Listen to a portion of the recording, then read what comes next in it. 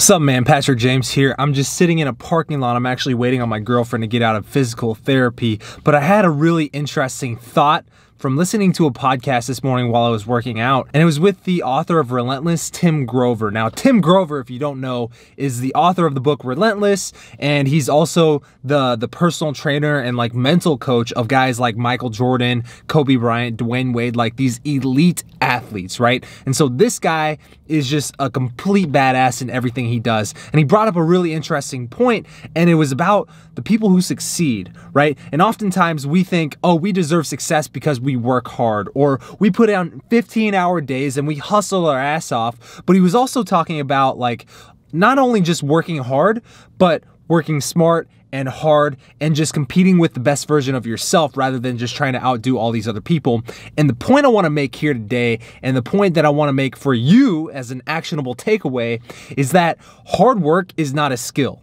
Right? If you're the type of guy who puts on your resume hard worker, or if you're the type of guy who when someone asks you what makes you qualified for XYZ, if the first thing that comes up to your mind is like, I work hard or I work harder than everybody else, like, dude, that is not a skill. That is not what's going to separate you from everybody else. Hard work is not a skill, it's a requirement. All right? Here's the thing, man. You don't get to the top by working hard. You don't get amazing with women by working hard.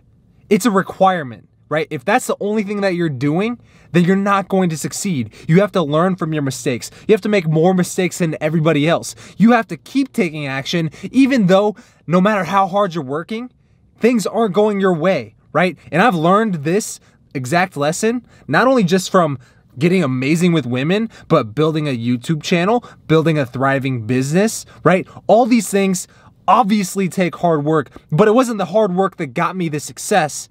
It was the hard work was a prerequisite. It was the going through adversity and not losing momentum. It was the learning from my mistakes and not making that mistake again. It was the adding more value to the marketplace than anybody else, right? So if you want to take an actionable takeaway from this video, or just this one thought, because it's more of a golden nugget, a thought for you to contemplate on, is if you're going out, you're meeting a lot of women, you're approaching a lot of women, right? If you approach a lot of women, and if you did 100 approaches today, right, it doesn't matter. Maybe you're working hard technically, but are you learning from your mistakes? Are you adding more value than anybody else, right? Because most guys, they go into approaching women or business or whatever, they think, well, I'm just going to go out and I'm going to do X, Y, Z and hope for this result. And if I don't get it, then it's not my fault. It's just that thing didn't work, right? But the truth of the matter is, most of those guys go in with the mentality of trying to get, right? I'm going to go in, I'm going to do X, Y, Z, and I'm going to get this result from this person.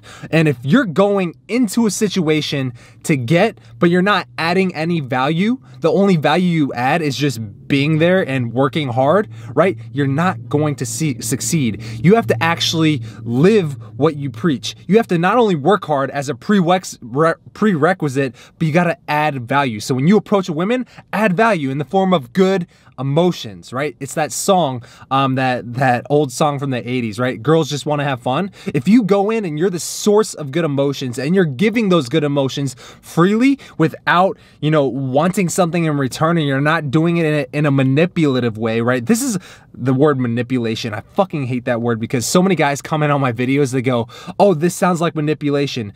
Here's the thing.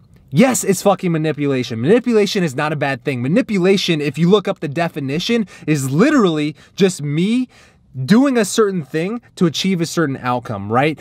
So I'm manipulating the situation based on my own experiences to get a certain outcome. Yes, but I'm also going in and I'm adding more value than anybody else. I'm standing out because I'm the source of good emotions when I go up and I approach a girl. So here's the thing, man. I kind of went in a lot of different directions here, and more so this is a rant for me, because if you're on my email list, then you know that lately I've been promoting something called the Raw Dating Advice Inner Circle, right? Where you get the ability to work with me and a group of badasses one-on-one or with a group, right? But it's application only. And, there's a lot of questions on this application, but one of the things I ask is, working with me, Patrick James, is by application information only. And joining this coaching group is by application. Why do you feel like you're a good fit for this group? And a lot of guys, they go, I work hard, I take action. And I'm reading this as a coach, as a person who's accepting these people into the group. And I'm thinking, dude, if that's the thing that's going to get you into this group, then you're not a good fit, all right? Working hard and taking action is not a skill, it's a prerequisite, all right? Just some food for thought.